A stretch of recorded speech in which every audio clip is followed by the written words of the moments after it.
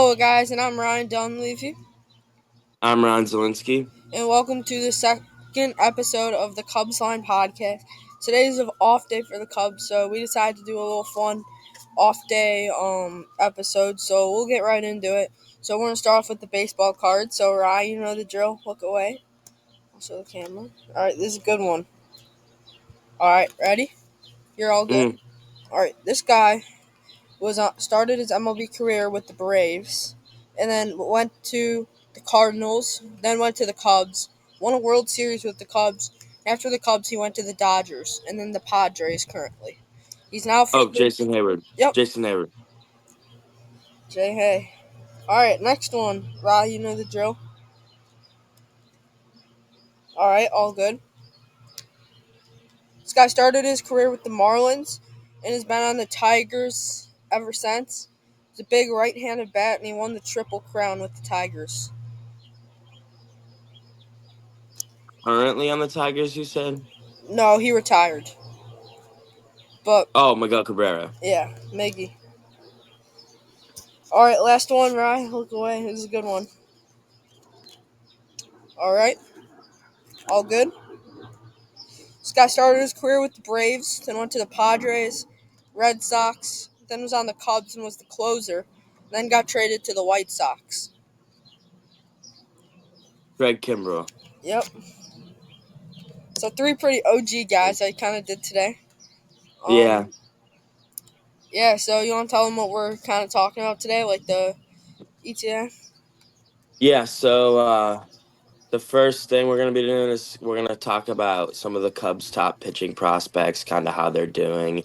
And then we're going to go to um, our all-star starting lineup predictions, and then we're going to do kind of a what if. So that's kind of what I'm really excited for the what if segment. So that'll be at the end. Yeah. But All yeah, right. that's what we got today. So I'll get us started with the Cubs' 27th prospect, Drew Gray. He's a left-handed pitcher, 22 years old. He was a third-round pick in 2021. He's estimated to come up to the big leagues in 2027. He tops out at around 96, 97. Right now he's in high A with the Southland Cubs. On the year, he's 1-6 with a 4.39 ERA in 22 games, 80 inning pitch. He's given up 53 hits, 3 home runs, 73 walks, and 97 Ks. So the one thing that Drew Gray is really struggling with is walks. Rob, you got anything on Drew Gray from this year? I mean his stat line right here, 1-6, 4.39 ERA. That's not really where you want him at. I think he'll be fine though. Like you said, a lot of walks. The good news, I mean, he hasn't given up many homers. A lot of Um, Ks. so that's good. Yeah, a lot of strikeouts, but yeah, I mean, the 97 the the Ks in record 80 and innings pitched. Like, he yeah, might that's be a that's guy really who's a good. back end of the bullpen guy if he can get his command down. Yeah, And we'll talk but about him, too, in our what if segment. So, yeah. Yeah, but like I said, I mean his stat line 1-6, 4.29 ERA, not really where you want it, but I mean that's fine. yep. I'm not really worried about that too much. So, you want to take away the next guy, Rye? Yeah, so the next guy we're going to be talking about, 26 prospect Nazier-Mule. He's a right-handed pitcher, 20 years old. He was a fourth round pick in 2022. He's estimated to come up in 2028. He tops out at 98, sits around 96. Right now he's in low A in Myrtle Beach. He's 2-2 with a 6.48 ERA, 17 games. He's pitched 25 innings so far, giving up 37 hits, 2 home runs, 16 walks, and 27 strikeouts. Um, Again, like what I said about Drew Gray, the ERA is not really where you want it, but I mean, again, that's not. I'm not really worried about that. He's still got a couple years to go until he's gonna come up. Yeah. He's got to get command down. If he could command, he's like a Daniel Palencia, almost like if he could really command that fastball, I think he'll be fine. But Rye, I don't know about you. I think either Drew Gray or Nazier-Mule is going to be gone at the deadline in the deal. What about you? I agree. If the Cubs are gonna want to make a move for a good arm, as they should, they're gonna have to trade one of these guys. My guess is, ooh, that's actually tough. I think it'll be Nazier Mule Yeah, just he's got a because lot of of upside. Yeah, I think it'll be him. I wouldn't be surprised if it's Drew Gray, but again, like you said, I do think if the Cubs are going to make a move for a big arm, that they're going to have to give one of these guys away. Yep. And then next we have the Cubs' 24th prospect, Brody McCole. He's a right-handed arm. He was 24 years old. He was a 10th round pick in 2022. His ETA is 2026, so next year. Sits around 95, 96, 94. He finished in high A last year. He's going to miss a good chunk of this year with a forearm injury, and he was out last year with a hip injury. But last year he was 0-1 with a 1.84 ERA in 4 games, 14.2 innings pitched. So he looked really good from what we saw last year. So I think Brody McCole, if when he gets back from his injury, I think he's maybe going to be up honestly next year. Ryan, what are your thoughts on this guy? Yeah, I agree with you there. 24 years old, so he's kind of right there. Um, he'll be up. He'll be up probably next year, like you said. But my worry is the injuries. He didn't throw last year. He really hasn't thrown this year. His stats are good, but I mean, again, an injury, a hip injury, give taking you out for a whole season. Then he's got a forearm injury now. He's missed a good chunk of the season. Like that, really does worry me. I don't know about you, Yeah, it does but for yeah, sure. that does worry me. Two big injuries already. Like I don't. That's not what you definitely want to see out of a prospect, but he definitely has the stuff. So we'll see what he can do. Our next guy, Yeah, so our next guy is the 16th prospect, Jack Neely. We saw a bit of him this or last year. He's a right-handed pitcher, 24 years old, an 11th round pick in 2021. Got him from the New York Yankees in the Mark Leiter a deal. trade with the Mark Leiter We also deal. got Ben Cowles in that deal, who's honestly he might be a September call up. He's killing the Yeah, ball in AAA right now, but we'll do hitting prospects another off day. yeah. So he's estimated to come up this year. I wouldn't really be surprised if he doesn't, but I wouldn't be He surprised if might he be does like a come up. September call up, honestly. Yeah, I mean, it wouldn't hurt to have another arm in the bullpen getting toward the playoffs. He tops out 98 miles an hour, sits around 97. Right now, he's in AAA Iowa. He's struggling a little bit. He's 0-2 with a 6.23 ERA.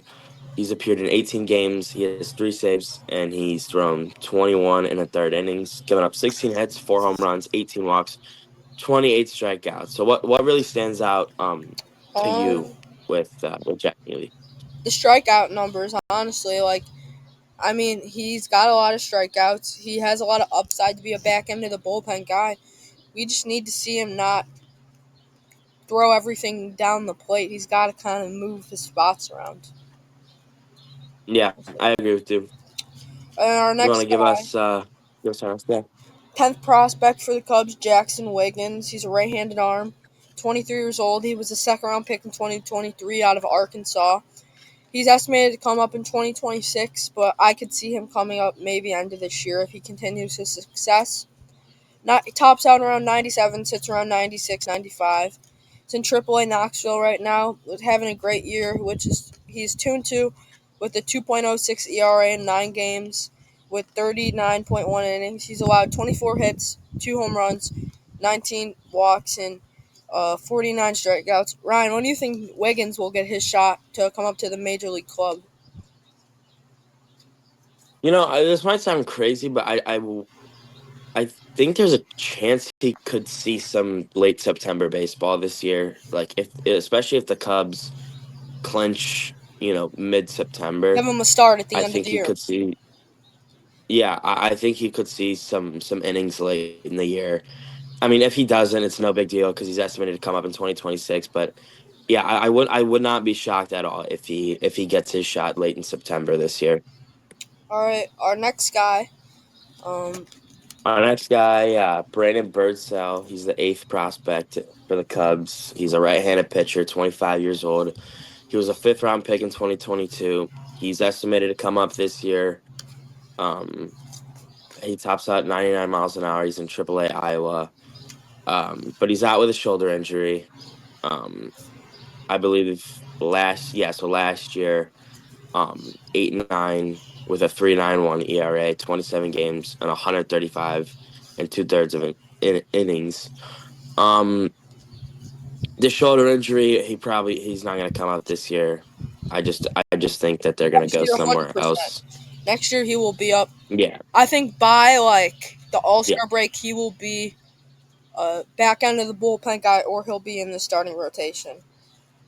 yeah. I agree with you. Obviously, again, not this year with his injury, but next year, I think there's no doubt in my mind that, like you said before the All Star break, that he'll see innings and I don't necessarily think he'll come up for good, but I think he could see a good chunk of the season next year go down for, a week or two, come back up. But Yeah, and finish it. so you wanna finish out these pitching prospects? So our last one is before he graduates, the prospects.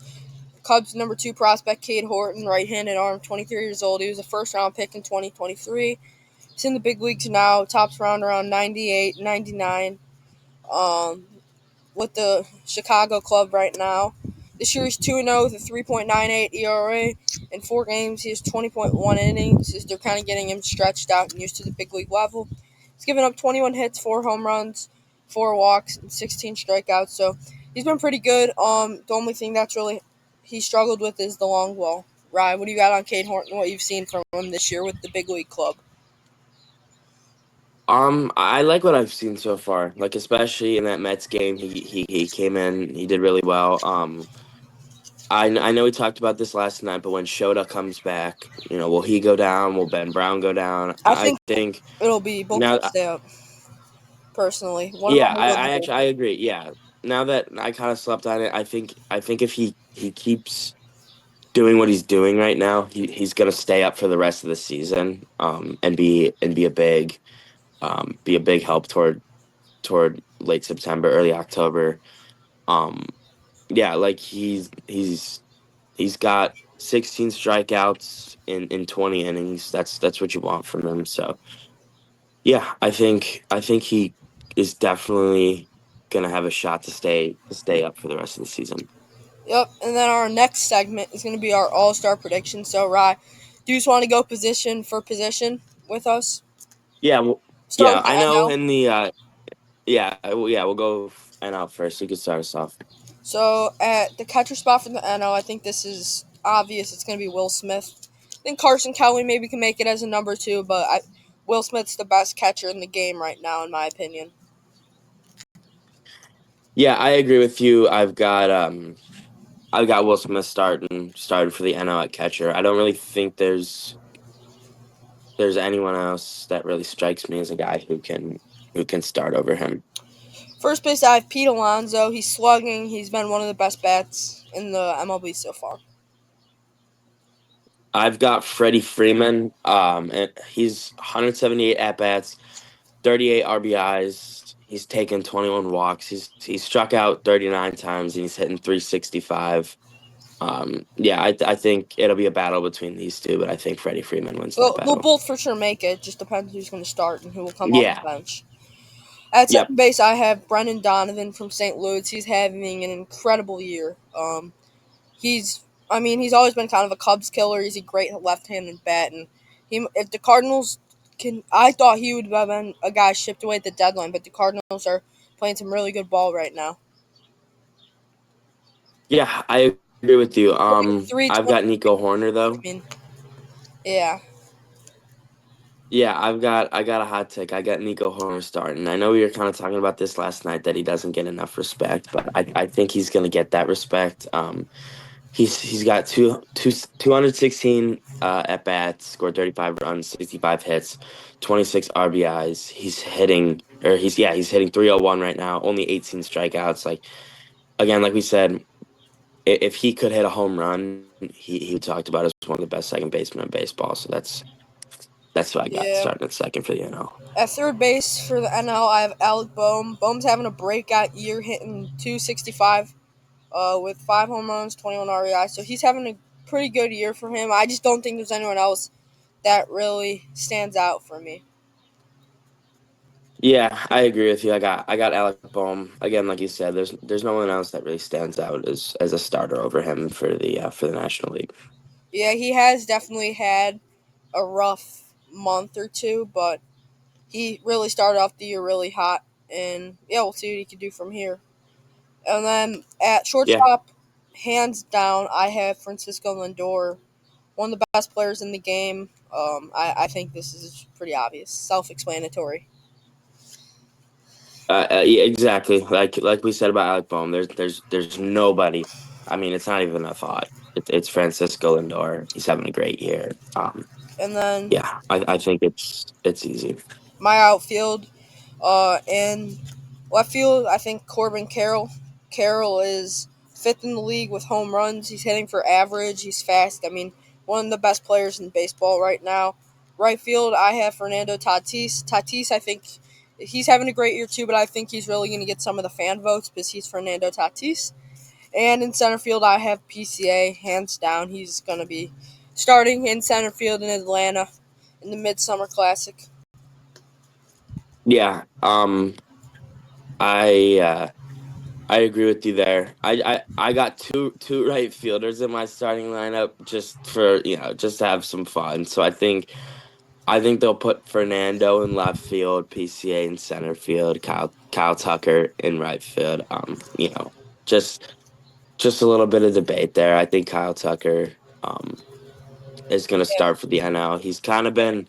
He had a little bit of a slow stretch earlier in May, but he's no doubt in my mind he'll turn it around and be a really good bat. Yeah, but one guy we did not mention that these five guys will all make it, but it depends which three will start. Is James Wood? He's looking to be a superstar for the Nationals, and he's having a great year, so he might start there too. Um, Yeah, I agree with you. yeah, James was having a really good year. let's go to the AL now. At catcher, the MLB home run leader Cal Raleigh. I mean, he's having a monster year. He's out hitting Otani and Judge right now, so that it's pretty obvious. There's no one else that's going to start at catcher. Yeah, I agree. Cal Raleigh, not a debate. I know for the AL we're pretty much agreeing on almost everything, but we'll kind of give our insight. But yeah, Yep. Cal Raleigh First base, is the easy front runner. I'm glad this guy got out of the NL Central and he's having a breakout year with the Yankees. Is Paul Goldschmidt. I mean, one of the best bats in the MLB. He's having a great year. He'll for sure be the starter first base. Yeah, I agree with you. I mean, self-explanatory. Paul Goldschmidt. At second base, I have who I think will be the AL Rookie of the Year, and will start at second base in the All Star game. Christian Campbell. He's having a monster year for the Red Sox, and despite their losing record, I have also Alex Bregman starting at third base for them. I have He's having a great year. Campbell and Bregman are two guys that are kind of leading the Red Sox now, and I have them both starting in the All Star game. Yeah, I got Campbell, I got Bregman, but I do have Devers too. So I've got three Boston Red Sox starting. I've got Devers Yeah, DHing, but yeah, it's Christian crazy Campbell, second baseman. because chances are Yeah, I know. Despite there's going to be one Cub that starts in the All Star game, and they're tied for the best record.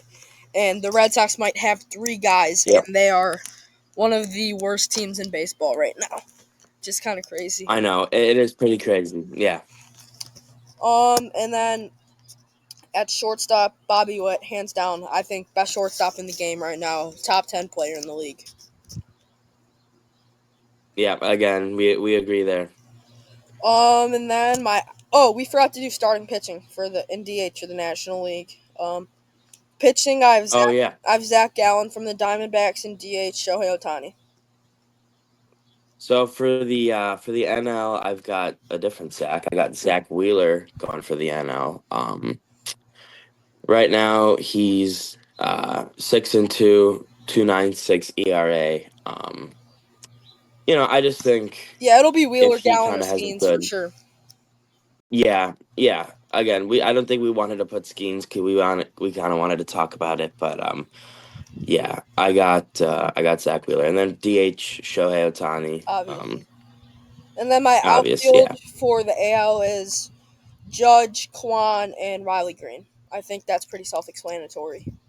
Kwan, best batting Again, average in the game. yep. Aaron Judge is Aaron Judge, and Riley Green is leading the Tigers to the best record in the league right now. Yeah, we agree again.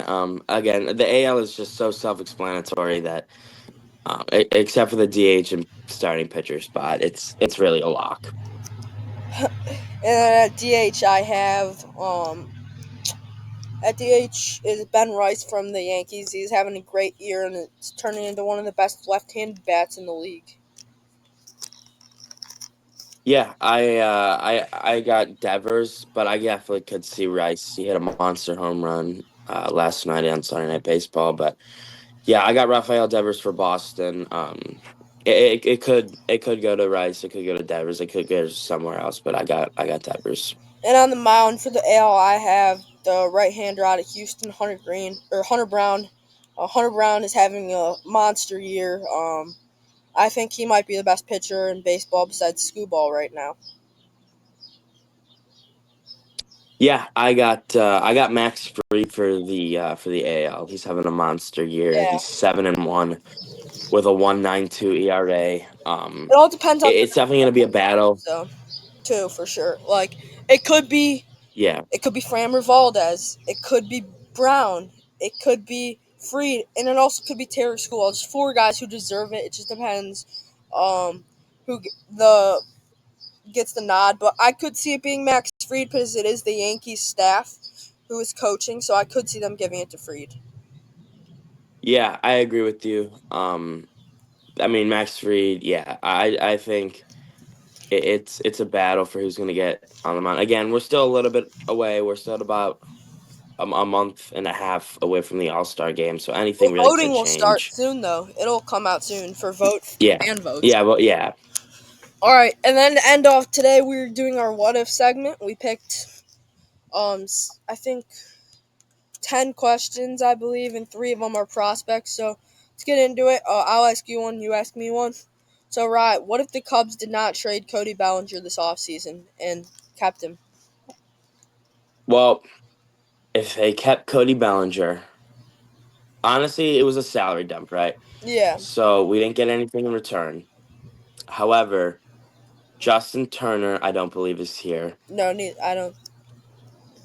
I believe They might have put Michael Bush it's in a package to get a pitcher, yeah, because or Cody even Bellinger. I mean, or PCA. Even one of those two, I think, is gone. If they keep Bellinger, I think they would have extended Bellinger to a 5-year deal, possibly. And I think that Bush or PCA, who are both having great years, one of them is gone to get a superstar pitcher.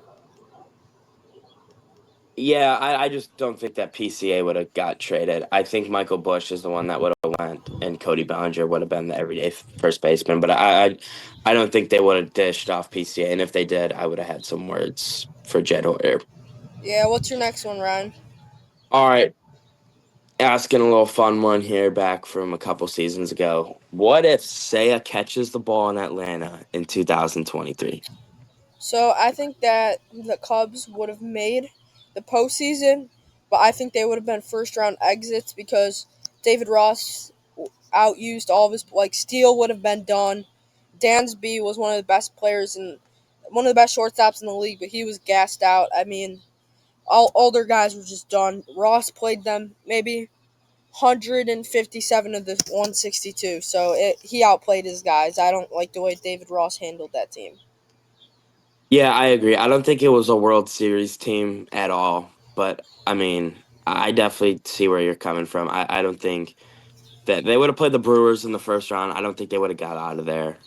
No, But yeah, I mean, it would have been fun to watch some Cubs postseason baseball though. for sure, yeah.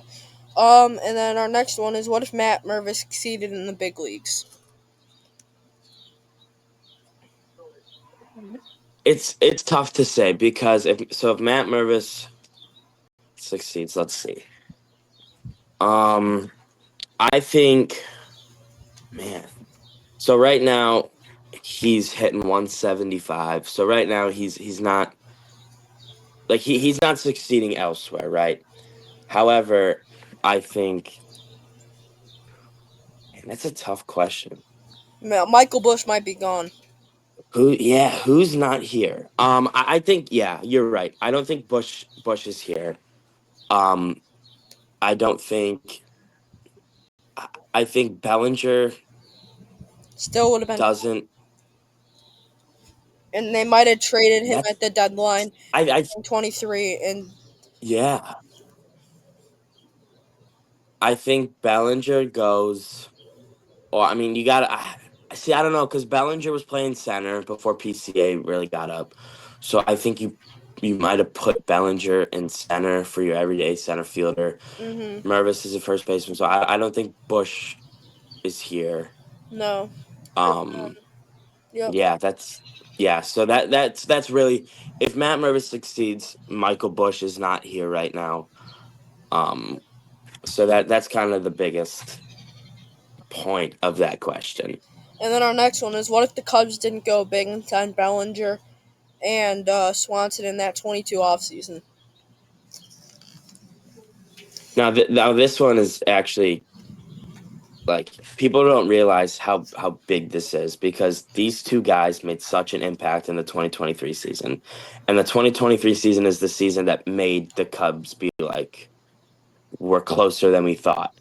Um if the Cubs don't go big for Belly and Dansby in the 22 offseason, I don't think they're good right now. I think they could be sitting 500, maybe a couple games under 500. So obviously that 2023 season they wouldn't have done what they did. Yeah. I don't really think that they would have made noise last year. They didn't really make noise last year though. Uh huh. And then right now I don't think I mean think about it. Dansby is your everyday shortstop. Uh, Cody Bellinger. Obviously he's not here right now, but he was a you big know, piece. again, he made a huge impact. Yeah. All Um right. so yeah, I think that question is it's the organization is in a completely different place than it is right now if they don't sign those two guys. Yeah, I agree.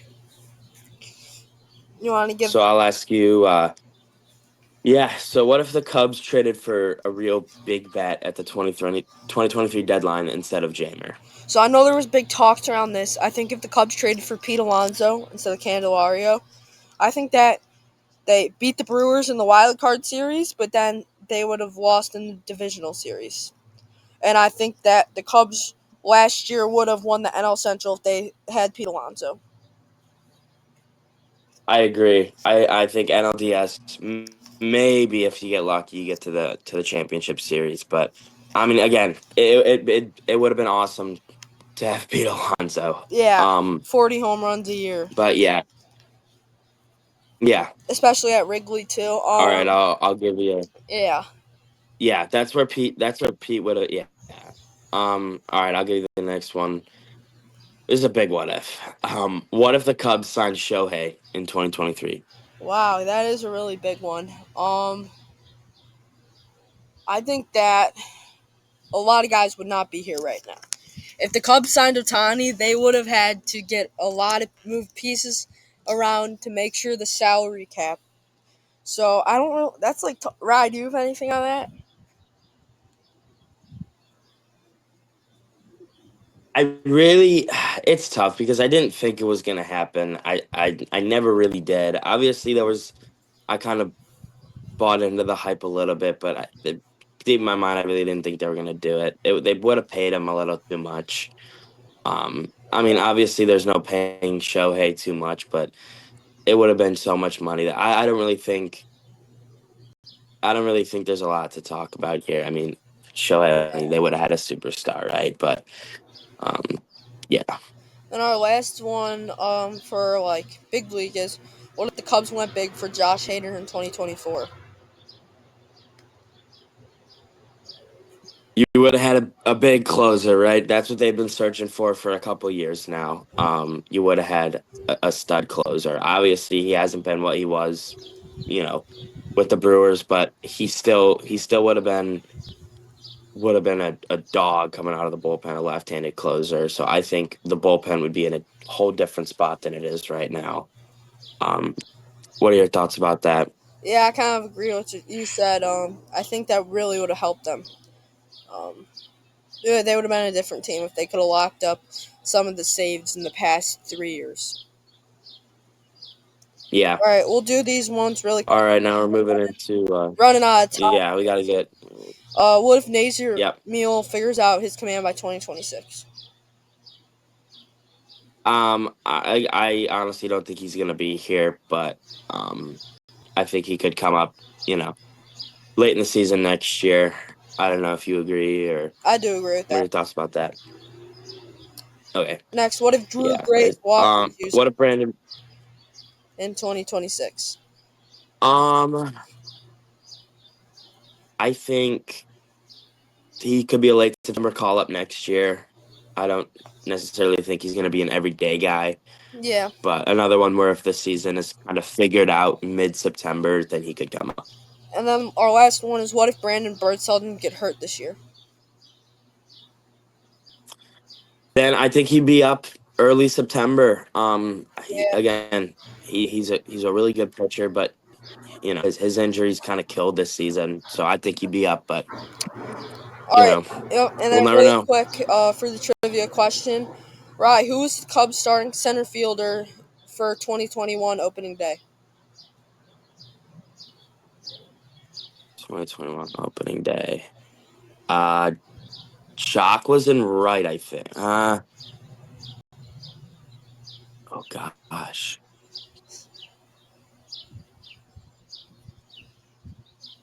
Jock was it Jay? J. Hay was in right. Jock was in left.